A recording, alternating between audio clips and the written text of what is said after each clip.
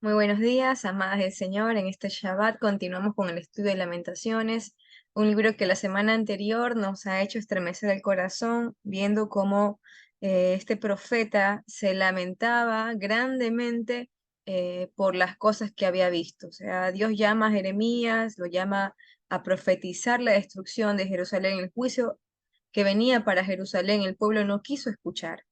Pero después en Lamentaciones vemos ya el cumplimiento, en el cumplimiento de estas profecías y el lamento de este profeta, por lo cual también ha sido llamado este libro como el cántico o el canto fúnebre sobre Jerusalén. Y es el que exclamó Jeremías de pie en medio de las ruinas de Jerusalén y del templo, en donde él gemía por la destrucción que causó Nabucodonosor y aquella destrucción que ella mismo había predicho continuamente durante 40 años de su profecía. Entonces, vamos a empezar con Lamentaciones 2. Lamentaciones 2 inicia así. ¿Cómo oscureció el Señor en su furor a la hija de Sión? Derribó del cielo a la tierra la hermosura de Israel, y no se acordó del estrado de sus pies en el día de su furor. Destruyó el Señor y no perdonó. Destruyó en su furor todas las tiendas de Jacob. Echó por tierra las fortalezas de la hija de Judá, y humilló al reino y a sus príncipes. ¿Cómo oscureció el Señor en su furor a la hija de Sión? Cuando hablamos de oscuridad, es un sinónimo si lo ponemos en el contexto bíblico, en el contexto de lo que significaba oscuridad para el pueblo de Israel, es la ausencia de luz. Sabemos quién es la luz es Dios. La oscuridad, ausencia de luz era que la hija de Sión había quedado sin la cobertura, sin el apoyo, sin el resguardo y la salvación del Señor, había quedado en plena oscuridad. Cuando nosotros recordamos el libro de Deuteronomio, que es un repaso de la ley del Señor, cuando el pueblo antes de entrar a la tierra prometida, una y otra vez el Señor le está repitiendo las cosas que podían suceder si se apartaban de su pacto. Dios hizo un pacto con su pueblo. Dios hizo un arca, que es el arca del pacto del Señor, ¿no? Dios tomó las tablas de la ley y le pidió a Moisés que construyera un cofre en el cual guardaría estas tablas que serían como el recordatorio por escrito de su pacto con el pueblo de Israel. ¿Qué pasó con este pacto? ¿Qué pasó con este lugar que el Señor escogió donde habitó el testimonio del pacto que el Señor había hecho? ¿Habrá fallado quien dio el pacto, que era el emisario? No, porque el Señor siempre fue fiel.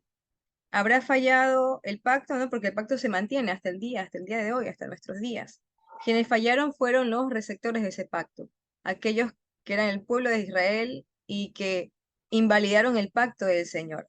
Ellos depositaron su confianza en algo que no era el Señor, en alguien que no era el Señor, sino que depositan su confianza en las cosas externas, en sus propias fuerzas, incluso en sus fortalezas.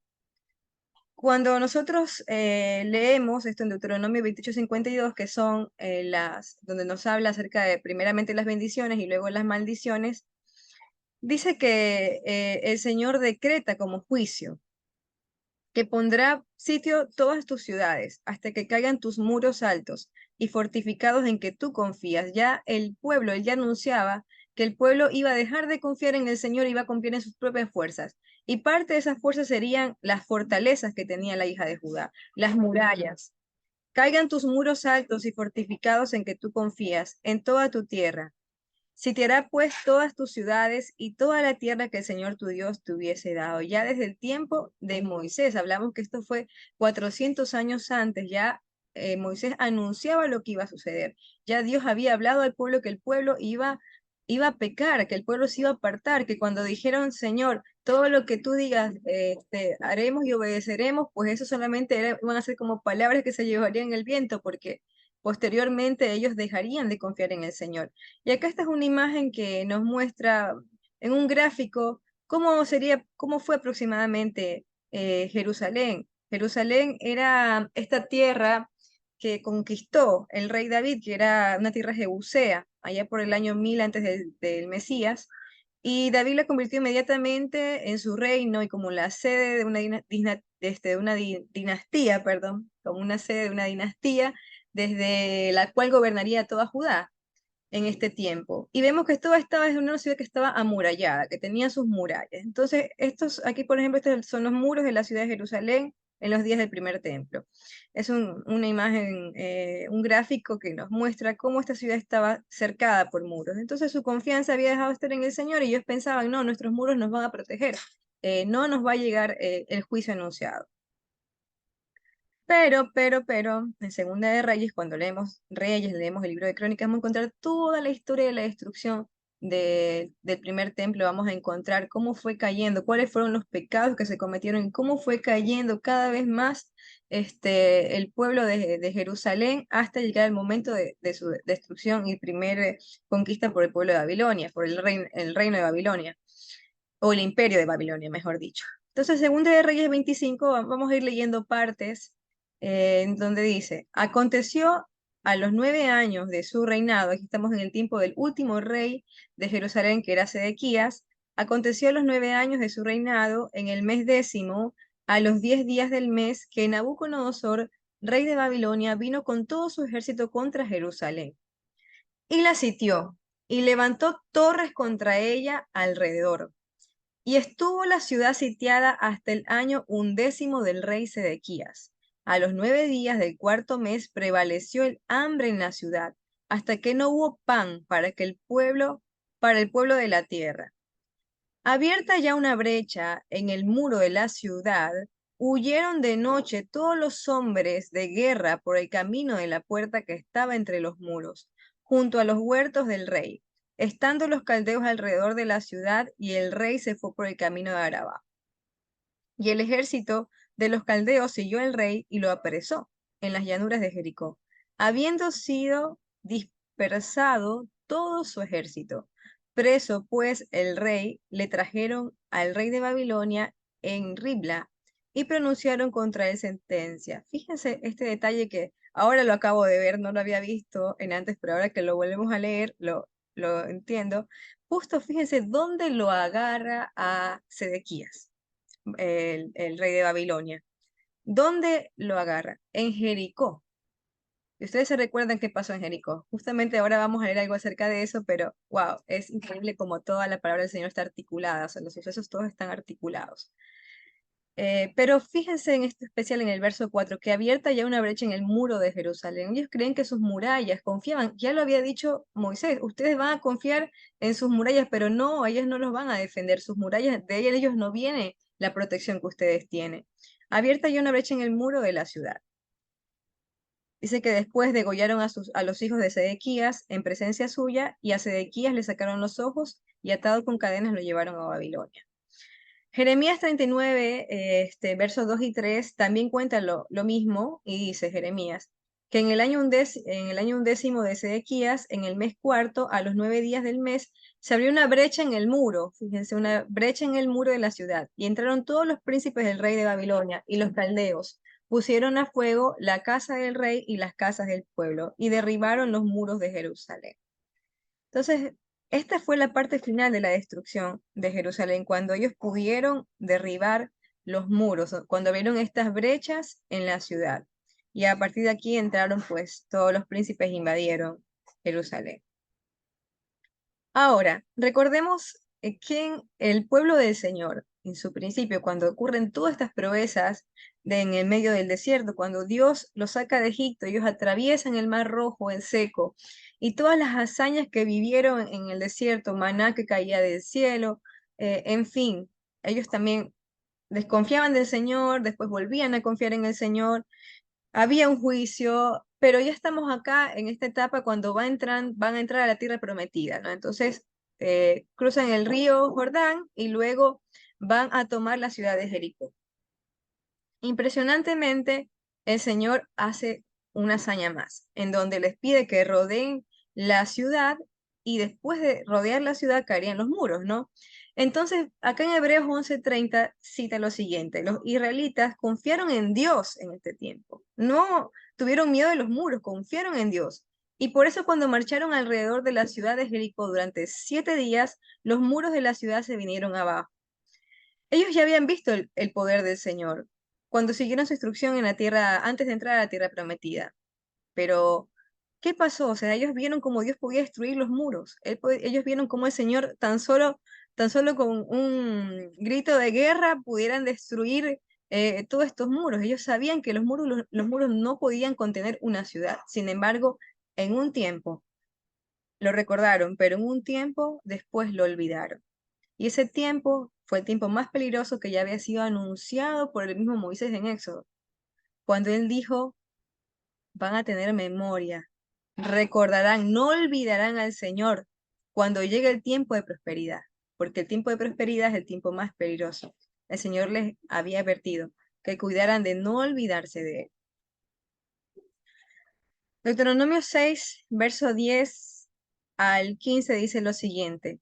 Cuando el Señor tu Dios te haya introducido en la tierra que juró a tus padres, Abraham, Isaac y Jacob, que te daría, en ciudades grandes y buenas que tú no edificaste, y casas llenas de todo bien que tú no llenaste, y cisternas cavadas que tú no cavaste, viñas y olivares que tú no plantaste, y luego que comas y te sacies, cuídate de no olvidarte del Señor que te sacó de la tierra de Egipto y de casa de servidumbre. Al Señor tu Dios temerás, y a Él solo servirás, y por su nombre jurarás. No andaréis en pos de dioses ajenos, de los dioses de los cuales los que están en vuestros contornos, de los dioses de los pueblos que están en vuestros contornos, porque Dios es Dios celoso, el Señor tu Dios en medio de ti está, para que no se inflame el furor del Señor tu Dios contra ti y te destruya sobre la tierra. El Señor había hecho una advertencia. Lo primero que el Señor advierte es sobre la idolatría, porque la idolatría sería el pecado que después llevaría a cometer y a desobedecer la siguiente lista de mandamientos del Señor. Entonces el Señor les dice una y otra vez, cuídate de no olvidarte del Señor. Según la tradición de los judíos, el primer templo fue destruido por tres motivos principales. Uno fue el culto a otros dioses. Dos, porque predominaba el crimen y los asesinatos. Y tres, por la promiscuidad sexual. Esta es una imagen de Acera. Un momentito, por favor.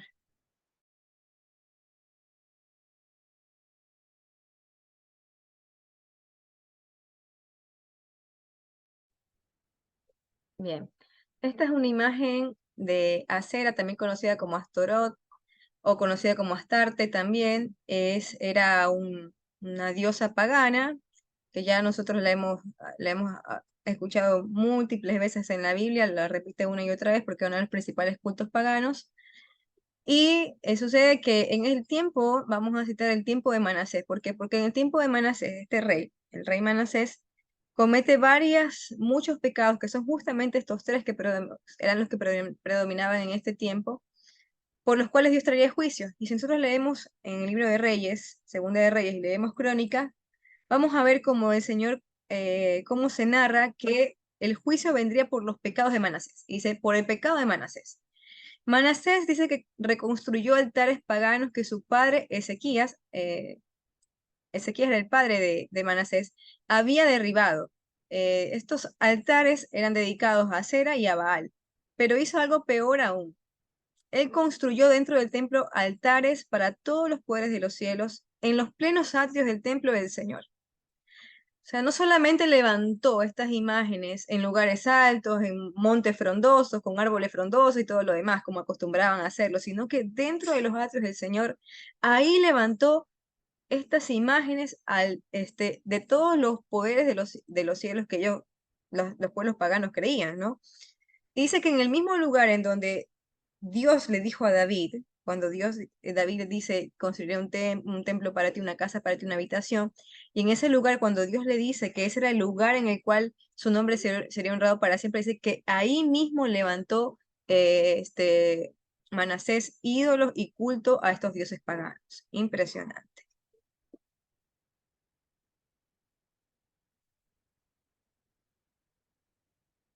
No solamente esto, sino que también Manasés dio a sus hijos al fuego. Acá podemos ver una imagen en donde está entregando a sus hijos. Además, practicó la hechicería, la brujería y consultó a medios y videntes. Y después de todo esto, no solamente que era el rey, era la figura de quien conducía al pueblo, él estimuló, dice que él indujo al pueblo de Jerusalén a cometer cosas aún peores que las que habían hecho las naciones paganas que el Señor había destruido cuando el pueblo de Israel entró en la tierra. Dice que las cosas que cometieron fueron, si nosotros leemos la Biblia y vemos todas las cosas que habían hecho los pueblos paganos, los amorreos, todos ellos, y cómo fueron eliminados a causa de su pecado, cómo Dios saca a todos estos pueblos porque eran pueblos corrompidos en gran manera. Dice que el pecado de Manasés fue aún peor que el de estos pueblos. Dice que en el tiempo de Manasés se derramó sangre inocente como nunca, en gran manera. Después vendría de todo esto su nieto, un hombre especial fue el rey Josías. Y todos sabemos y hemos leído los relatos bíblicos, la historia del rey Josías y cómo él derribó todos estos altares, cómo él eh, intentó traer nuevamente el pueblo a obedecer al Señor, pero después de él, los nietos de Manasés y bisnietos y siguiente generación, pues trajeron la ruina final de Jerusalén. Su nieto Josías, después él tuvo un hijo, Joacás, que Joacás cuando muere Josías, pues asume el reinado, él reina por 3 meses, después es llevado, en este tiempo ya empiezan las confrontaciones, empieza Egipto también a querer apoderarse, en medio de que también Babilonia estaba queriéndose crecer su imperio, y es llevado por Egipto como prisionero. Entonces luego asume el reinado Joacín, en el tiempo en que ya empieza la conquista por los babilónicos, y este hombre poco después, fue llevado a Babilonia atado con cadenas de bronce.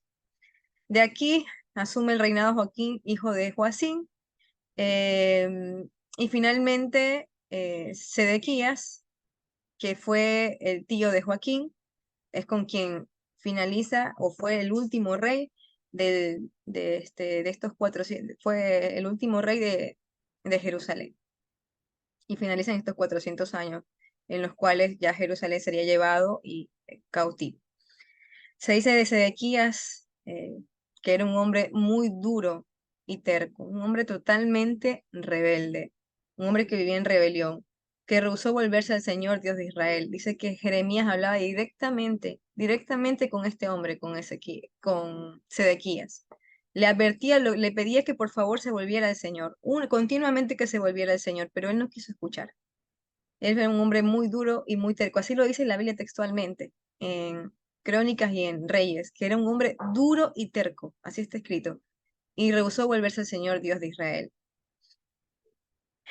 No solamente él, sino que también todos los jefes de sacerdotes. Ellos encabezaban la lista de toda esta idolatría, de toda esta abominación, de toda esta muerte, de toda esta sangre derramada, de todas estas cultos paganos, y todo el pueblo se volvió cada vez y cada vez a su máximo nivel de infidelidad. Continúa diciendo Lamentaciones 2, verso 3 en adelante. Cortó con el ardor de su ira todo el poderío de Israel. Retiró de él su diestra frente al enemigo. Y se encendió en Jacob como llama de fuego que ha devorado alrededor. Entesó su arco como enemigo, afirmó su mano derecha como adversario, y destruyó cuanto era hermoso. En la tienda de la hija de Sión derramó como fuego su enojo. El Señor llegó a ser como enemigo, destruyó a Israel, destruyó todos sus palacios, derribó sus fortalezas y multiplicó en la hija de Judá la tristeza y el lamento. Dice que el Señor retiró de él su diestra frente al enemigo y afirmó su mano derecha como adversario. ¿Y cuál es el símbolo de la diestra de Dios? ¿Qué significa la diestra de Dios? La diestra de Dios es el símbolo del poder de Dios, que se ilustra con las hazañas de su diestra. Hiere con ella al enemigo y libera a su pueblo. Recordemos que en Éxodo, cuando el Señor saca a su pueblo una vez y otra vez y otra vez, dice que él lo hizo con mano fuerte y brazo extendido. Y cuando leemos Salmos 26:6 dice, eh, ahora conozco que el Señor salva a su ungido, lo oirá desde sus santos cielos. Con la potencia salvadora de su diestra, ellos confían en carros y aquellos en caballos, mas nosotros del nombre del Señor nuestro tendremos memorias. Con la potencia salvadora de su diestra. Cuando hablamos de la diestra del Señor nos recordamos de Yeshua. Es inevitable que venga a nosotros la imagen del Señor de Apocalipsis que habla acerca de la diestra del Señor, porque era sinónimo de salvación. La diestra del Señor era sinónimo de poder. Y ellos, fíjense como acá dice David, ellos confían en carros y caballos. Los egipcios, los pueblos de alrededor confían en sus carros y en sus caballos, mas nosotros tendremos memoria del Señor. ¿De qué tendremos memoria? De sus hazañas, de sus proezas, lo que el Señor había hecho con su brazo fuerte y mano extendida. Pero esa misma mano extendida, esa misma mano de poder, esa misma mano derecha es la que ahora va contra el pueblo de Jerusalén. Va como un adversario, porque el Señor ya les había advertido. Entonces la tristeza de Sión viene del Señor. Toda esta tristeza y todo este castigo y todo este juicio viene del Señor. Fue el Señor quien lo permitió, incluso cuando él habla de Babilonia, dice, mi siervo. O sea, quien yo incito, o sea, el Señor fue quien, no fue Babilonia en sí, sino que fue el Señor el que incita a los babilónicos a venir y el que atrae a los babilónicos. Recuerden, cada vez que ellos hablan, dicen mi siervo Ciro. Incluso en alguna ocasión también habla acerca de Babilonia como su siervo, y yo me quedé impactada de eso. ¿Por qué? Porque tendrían que hacer lo que el Señor dijera. Entonces el juicio vendría a través de Babilonia, pero un juicio que Dios traía para el Señor, que la mano poderosa del Señor venía sobre Jerusalén. Éxodo 15, versos 6 al 7 dice, tu diestra, oh Señor, ha sido magnificada en poder. Tu diestra, oh Señor, ha quebrantado al enemigo, y con la grandeza de tu poder has derribado a los que se levantaron contra ti. Y con la grandeza de su poder ahora está destruyendo y destruyó a Jerusalén. Lamentaciones 2, verso 6 dice lo siguiente. Quitó su tienda como enramada de huerto, destruyó el lugar en donde se congregaban. El Señor ha hecho olvidar las fiestas solemnes y los días de reposo en Sión.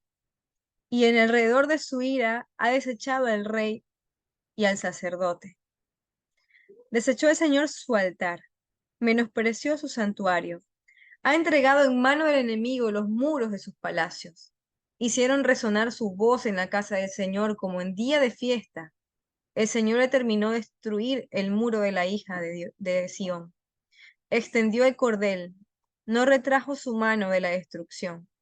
Hizo pues que se lamentaran el antemuro y el muro. Fueron desolados juntamente. Toda esta destrucción llegó, se cumplieron las palabras del Señor y acá Jeremías lo está viendo. Él está parado sobre toda la tierra desolada, sobre las ruinas, sobre los escombros, sobre lo que quedó del fuego, sobre lo que quedó de la tierra y sobre lo poco que quedó de las personas que habitaban en Jerusalén. Y esta parte cuando dice, el Señor me ha hecho olvidar las fiestas solemnes y los días de reposo del Señor. Dice que constantemente ellos se quejaban, no querían guardar las fiestas del Señor, la asumían como algo muy vano. Y tal vez es algo que nos pasa y que pasa frecuentemente hoy. La gente desprecia las fiestas del Señor, dice, no, son de los judíos. O muchas veces aún nosotros nuestros ojos han sido abiertos para poder entender este regalo hermoso que son los mandamientos del Señor, sus fiestas, su Shabbat, pues muchas veces aún renegamos este día y nos cansamos, decimos, "Oh, tal vez no lo disfrutamos de la manera que el Señor demanda, que sea nuestra delicia, que sea nuestro gozo.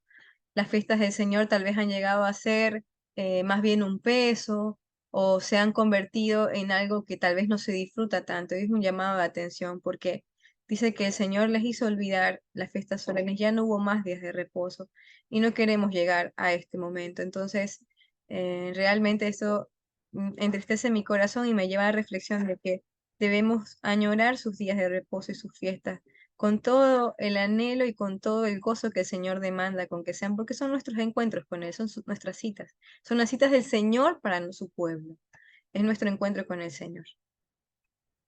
Lamentaciones 2 dice, en versos 9, sus puertas fueron echadas por tierra, destruyó y quebrantó sus cerrojos. Su rey y sus príncipes están entre las naciones donde no hay ley. Sus profetas tampoco hallaron visión del Señor. Dice que sus reyes fueron tomados, sus reyes fueron llevados cautivos y cuando llevan a Sedequías cuando Ezequías trata de huir, porque cuando rompen rompen los muros, cuando entra ya y termina este asedio de Jerusalén con la destrucción, ellos dicen que salen por otra puerta. Ellos,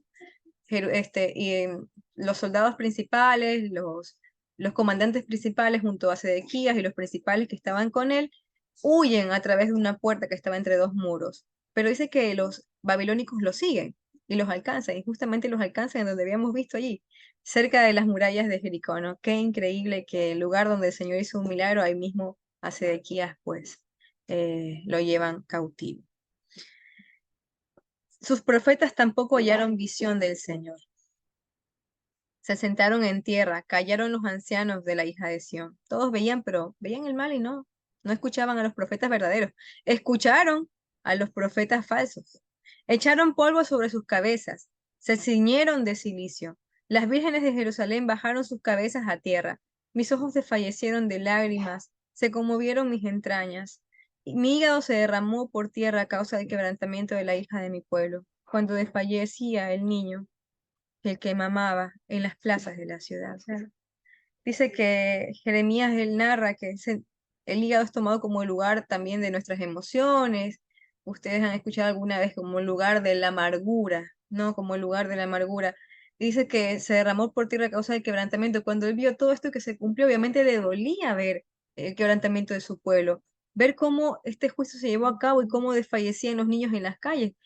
El pueblo o sea, la ciudad de Jerusalén fue sitiada varias veces por Babilonia, pero en el último asedio ya tuvieron un año y medio en el cual no había provisión, en el cual ya empezó a escasear el alimento hasta que ya no hubo que comer porque ellos no permitían esto. Entonces estaba cercada la ciudad de Jerusalén por los babilónicos.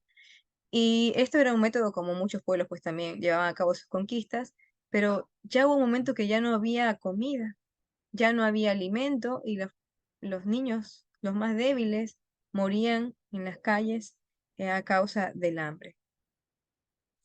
Y decían sus madres, ¿dónde está el trigo y el vino? Desfallecían como heridos en las calles de la ciudad, derramando sus almas en el regazo de sus madres, y que los niños morían en los brazos de sus madres. ¿Qué testigo te traeré? ¿O a quién te haré semejante, hija de Jerusalén? ¿A quién te compararé para consolarte, oh Virgen, hija de Sión? Porque grande como el mar es tu quebrantamiento. ¿Quién te sanará? Sabíamos que sí habría alguien que iba a sanar esta tierra, alguien que sanaría el pueblo del Señor y que traería salvación, porque esa diestra iba a volver a resurgir. Jeremías 28 dice lo siguiente. Habíamos visto que el pueblo se negó a escuchar a los verdaderos profetas, sino que decidieron escuchar el rey Sedequías principalmente, todos sus súbditos y el pueblo que lo acompañaba, decidieron no escuchar la voz de los profetas, del profeta verdadero, en este caso de de Jeremías, sino en cambio que escucharon a aquellos profetas falsos que endulzaban sus oídos diciéndole que ese asedio de Babilonia se iba a terminar y que ellos iban nuevamente a ser liberados, que podían seguir viviendo como ellos querían porque no iba a pasar nada. Entonces Jeremías 28 dice, veamos qué pasó con uno de estos falsos profetas. Aconteció, eh, verso 1, aconteció en el mismo año, en el principio del reinado de Sedequías, rey de Judá, en el año cuarto, en el quinto mes, que Hananías, hijo de Asur, profeta que era de Gabaón, me habló en la casa del Señor, delante de los sacerdotes y de todo el pueblo, diciendo, así habló el Señor de los ejércitos, Dios de Israel, diciendo, quebrantaré el yugo del rey de Babilonia. Dentro de 2 años haré volver a este lugar todos los utensilios de la casa del Señor, que Nabucodonosor, rey de Babilonia, tomó de este lugar para llevarlos a Babilonia. Y yo haré volver a este lugar a Jeconías, hijo de Joacim, rey de Judá, y a todos los transportados de Judá que entraron en Babilonia. El Señor, porque yo quebrantaré el yugo del rey de Babilonia. O sea, citaba como que el Señor lo había dicho y que iba a quebrantar el yugo del rey de Babilonia. Incluso en esta imagen, en este dibujito, se expresa lo que ocurrió momentos después, cuando este hombre, Hananías, toma el yugo que cargaba Jeremías y lo rompe en dos partes. Y dice, así en dos partes quedará roto el imperio de Babilonia y que Dios lo iba a librar. Pero esto era falso. Él fue un falso profeta. De hecho, ahí Dios le habla a Jeremías y le dice que en un año iba a morir, porque él había profetizado falsamente. Pero Sedequías prefirió escucharlo a él y no se arrepintió. Jeremías le decía, arrepiéntete del mal, derrumba todos estos ídolos, vuélvete al Señor. Una y otra vez vuélvete al Señor, pero él no quiso escuchar, era terco, era un hombre terco. Y así mismo todo el pueblo, porque Sedequías solamente era el ejemplo de lo demás que había, ¿no? Dentro de Jerusalén. Y este hombre después del año, pues, tal como se profetizó, murió. Lamentaciones 2:16 continúa diciendo, todos tus enemigos abrieron contra ti su boca. Se burlaron y crujieron los dientes. Dijeron, devorémosla. Ciertamente, este es el día que esperábamos. O hemos visto. El Señor ha hecho lo que tenía determinado, ha cumplido su palabra, la cual él había mandado desde el tiempo antiguo. Destruyó y no perdonó. Y ha hecho que el enemigo se alegre sobre ti y enalteció el poder de tus adversarios. Él ve cumplido aquellas maldiciones que ya el Señor había decretado desde antaños y que también había recordado a su pueblo continuamente a través de su boca. Verso 18. El corazón de ellos clamaba al Señor. Oh hija de Sión, echa lágrimas cual arroyo día y noche. No descanses ni cesen las niñas de tus ojos. Levántate, da voces en la noche. Al comenzar las vigilias, derrama como agua tu corazón ante la presencia del Señor. Alza tus manos a Él implorando la vida de tus pequeñitos que desfallecen de hambre en las entradas de todas las calles. Mira, oh Señor, y considera a quién has hecho así. ¿Han de comer las mujeres del fruto de sus entrañas, los pequeñitos a su tierno cuidado? Han de ser muertos en el santuario del Señor el sacerdote y el profeta, y así pasó, porque en el mismo santuario fueron todos estos sacerdotes que estaban corrompidos, fueron muertos en el mismo templo. Niños y viejos yacían por tierra en las calles. Mis vírgenes y mis jóvenes cayeron a espada. Mataste en el día de tu furor, degollaste, no perdonaste. Así murieron los hijos de Sedequías frente a sus ojos, degollados todos. Has convocado de todas partes mis temores, como en un día de solemnidad, y en el día de furor del Señor no hubo quien escapase ni quedase vivo. Los que crié y mantuve, mi enemigo los acabó. Y así termina este capítulo 2. Y vemos como para ellos fue este el día de la ira, ¿no? Para ellos fue este el día de la ira. Y por eso es que los tiempos del Señor son cíclicos, son repetitivos, así como lo vio Daniel, como Daniel pudo ver lo que sucedió en el tiempo de Roma. Acá Jeremías vio lo que sucedió en el tiempo de los babilonios. Y es cíclico lo que se repite. Y ahora nosotros estamos esperando lo que sucederá en los últimos días y cómo también ese juicio de ira de Dios también se va a ejecutar. El primer exilio de Jerusalén, de Judá, básicamente, porque Jerusalén era como la capital, Judá era la provincia, digámoslo de esa manera. El primer exilio fue en el 605 antes de Cristo. Ese fue el primer exilio en el cual eh, el imperio de Babilonia empieza a conquistar, ¿no? Empieza a conquistar Judá, a conquistar Jerusalén, y eso le lleva varios años, no fue que lo hizo de un momento a otro, sino que aproximadamente desde el 605 hasta el 588 fue el tiempo en que ellos estuvieron asediando y conquistando al pueblo de la ciudad de Jerusalén. Y tuvieron varios periodos de diferentes deportaciones que le llaman de los que vivían dentro de Jerusalén. En el primer exilio fue en el año 605, en el tiempo justamente que narra Daniel, que habla Daniel cuando fue tomado él y sus amigos. En el primer exilio fueron llevados a Babilonia los hijos de los príncipes, los que tenían más educación, todos ellos fueron llevados, ellos incluso fueron escogidos para habitar en en el palacio del rey de Nabucodonosor, Daniel y sus amigos, porque eran instruidos. Él le dijo, escoge a los que sean instruidos, que sean sabios y tráelos para servir dentro del palacio del rey. Entonces, después de un segundo exilio, además aproximadamente por el 595 antes del Mesías, se llevan a la clase media, ¿no? Se llevan a la clase media y finalmente quedan digamos, los que eran más pobres, y es acá donde se da ya la destrucción del segundo templo. Y esto lo podemos encontrar todo en Segunda de Reyes también 25, y a finales del año 588, eso está también escrito en Reyes, en Crónicas, en que el ataque de Nabucodonosor utilizó la mejor técnica militar que disponía para las batallas de asedio que permitían perforar las murallas de la ciudad con uso de arietes. Esta imagen acá refleja cómo era una técnica para poder romper estas murallas, el usar estos arietes. Y fue así como ellos cavaron huecos y perforaron esos muros en los cuales tenían su confianza, de los cuales hablamos.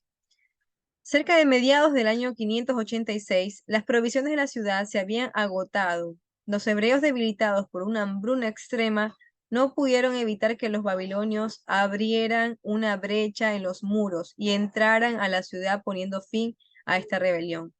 Un mes después de la destrucción de la caída de Jerusalén y destrucción del templo, el jefe de la guardia de Nabucodonosor, Jebuzaradán, cumpliendo órdenes del rey, saqueó e incendió la ciudad santa.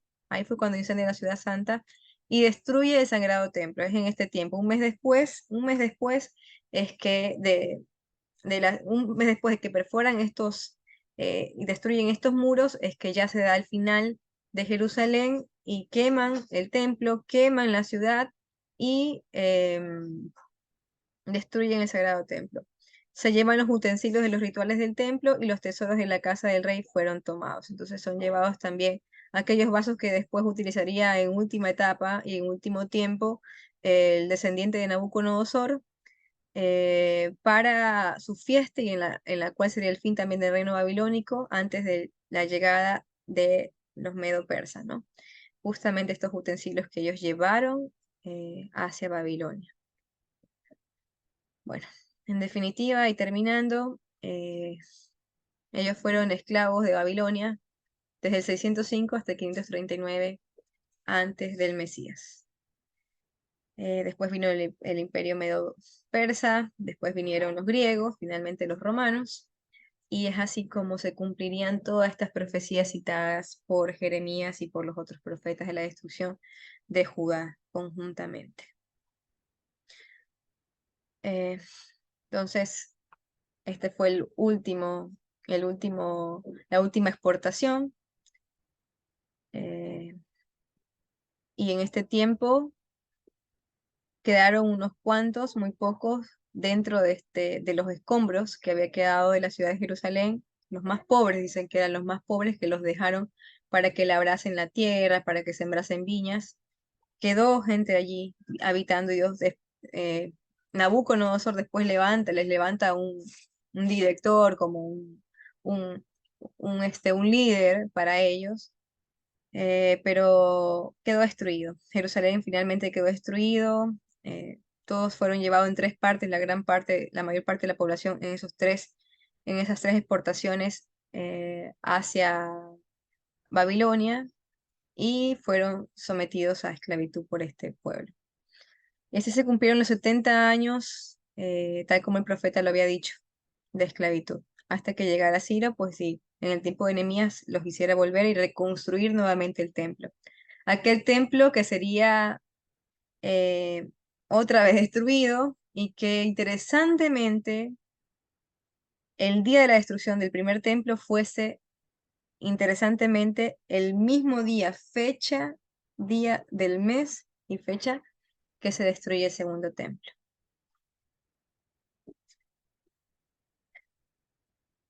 Y ahora nosotros pensamos, bueno, y todo esto, uno lo lee y queda con el corazón como un poco, no un poco, muy removido y aterrorizado de todo esto que el Señor hizo, ¿no? Contra su pueblo. Pero ya el Señor lo había advertido repetidamente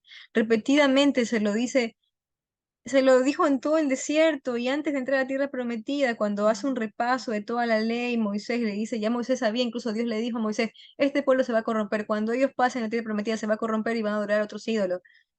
Y Moisés nuevamente le recalca con voz de Dios, repetidamente, una y otra vez, enfóquense en el Señor, obedezcan sus mandamientos, escuchen su voz, no se vayan tras otros dioses. Pero saben, Dios en medio de todo su furor y toda su ira y del decreto del juicio que Él tiene, Él también deja una promesa y también deja una oportunidad. Porque Dios es un Dios bueno, Él es un Dios misericordioso. Y dice Deuteronomio 4, ¿dónde está escrito esto? Vamos a leer Deuteronomio 4 porque aquí dice el Señor que si mi pueblo se humillase, así como lo dicen otras escrituras, el Señor iba a escuchar. Deuteronomio 4, cuando hayas engendrado hijos y nietos y hayas envejecido en la tierra, si os corrompiereis, hicieros escultura o imagen de cualquier cosa, e hicieres lo malo ante los ojos del Señor vuestro Dios, para enojarlo, yo pongo hoy por testigo al cielo y la tierra, que prometo que pronto pereceréis totalmente de la tierra hacia la cual pasáis el Jordán para tomar posesión de ella. No estaréis en ella largos días sin que seáis destruidos. Y el Señor os esparcirá entre los pueblos, y quedaréis pocos en número entre las naciones a las cuales os llevará el Señor.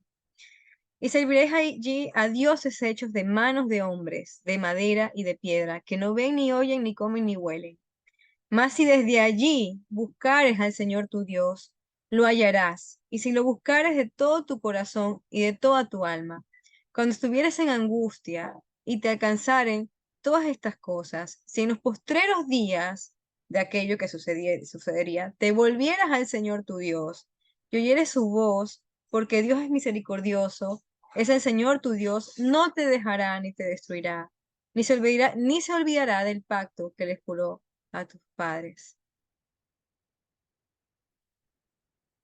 Y eso nos llama a nosotros a reflexionar. Nos llama a reflexionar y a arrepentirnos, a ver toda esta destrucción que sucedió y que sucederá, y que este es el momento en que nosotros necesitamos volver de esa rebelión. Si estamos viviendo en rebelión, si estamos viviendo apartados del Señor, si sabemos ya y hemos conocido la ley aún más del Señor, si dice la palabra del Señor que al que más se le da, más se le será pedido. Si nosotros hemos tenido la bendición de abrir nuestros ojos, ¿cuánto más se nos pedirá? Si el Señor abrió nuestros ojos, ¿cuánto más nos será pedido? Es tiempo de arrepentirnos y de volver al Señor.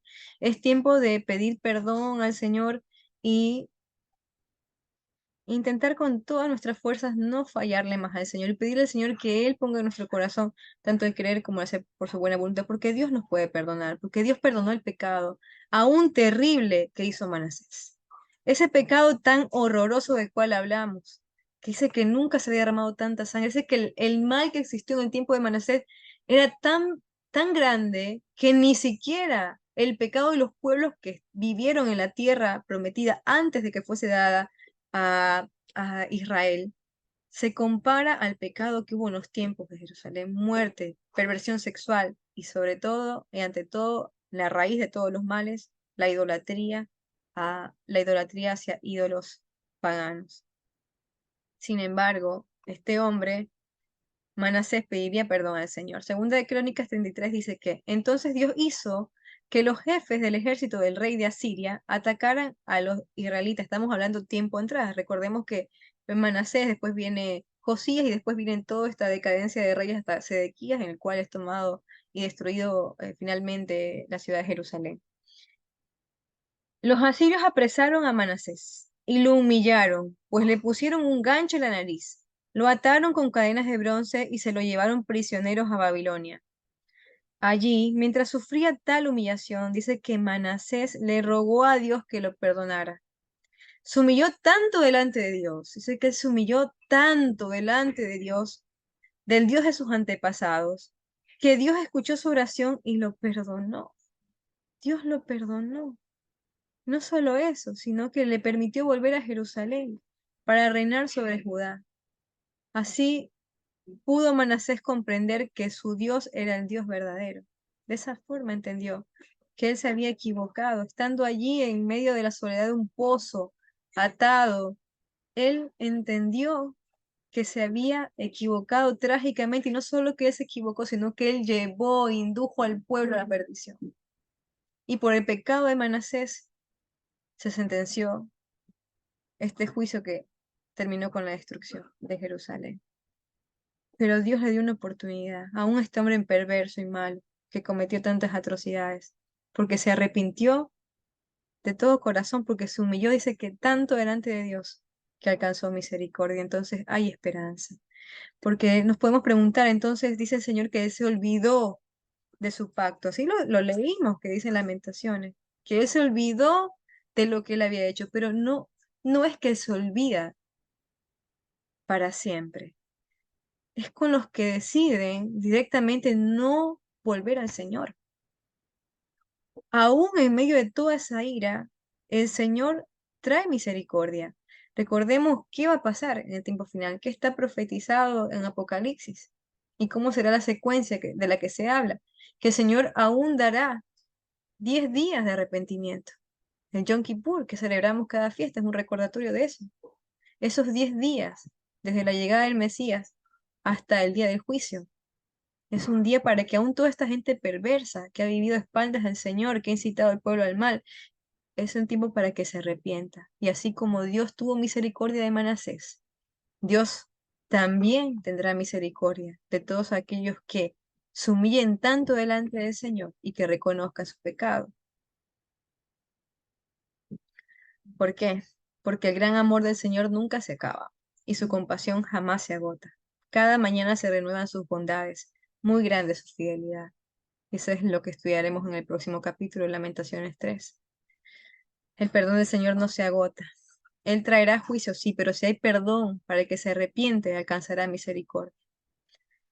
Las misericordias del Señor, por las misericordias del Señor, nosotros hoy a la fecha no hemos sido consumidos, porque nunca decayeron sus misericordias, porque nuevas son cada mañana, y grande es tu fidelidad. Y a mí me encanta recitar este versículo una y otra vez, porque me equivoco muchas veces, porque fallo muchas veces, porque aún conociendo la ley del Señor, hago lo que a Él no le agrada. Pero cada día es una nueva oportunidad para volver a empezar. El sabio ve el perecer de otro y tiembla. El sabio aprende de los errores de los demás. No esperemos llegar a este juicio tan terrible que vendrá sobre todo este mundo que Dios creó, sobre la tierra.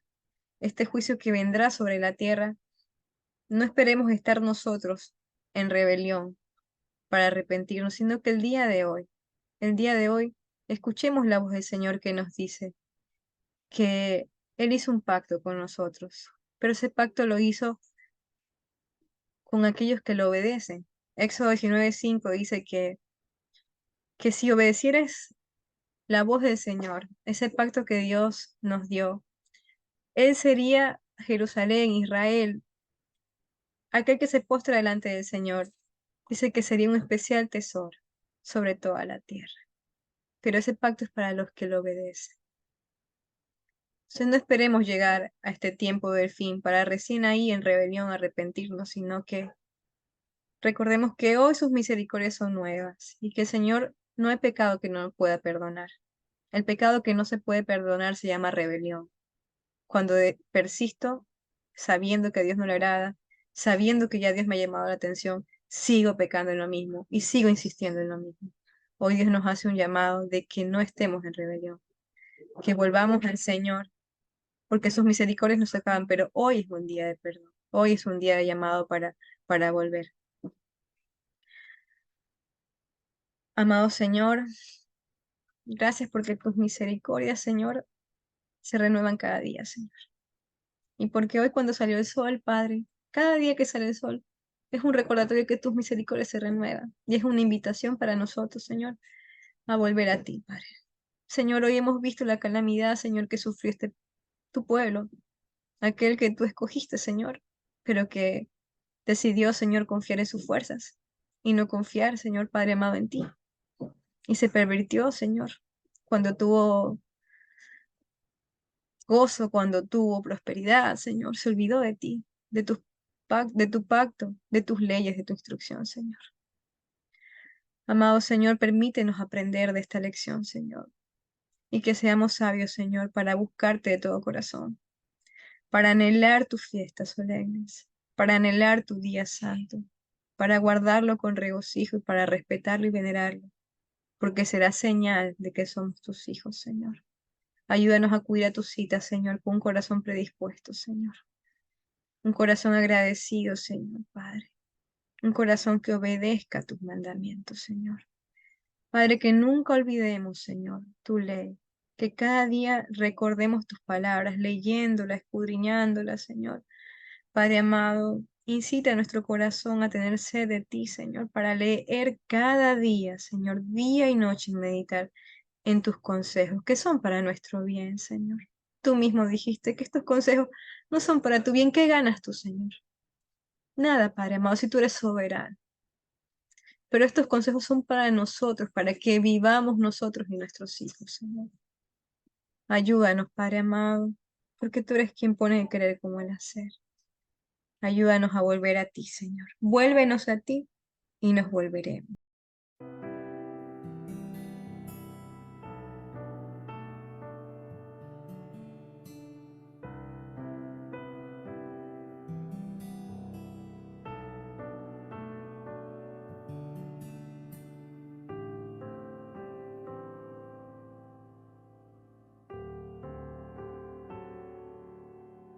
Aunque mi pecado testifica contra mí, sáname, Señor, y seré sano. Escucha, oh Dios, al clamor de mis suspiros. Mira la aflicción dentro de mí. Bueno es esperar en silencio tu salvación, tu redención, tus misericordias nunca acabarán. Nuevas son cada mañana. Vuélvenos a ti y nos volveremos.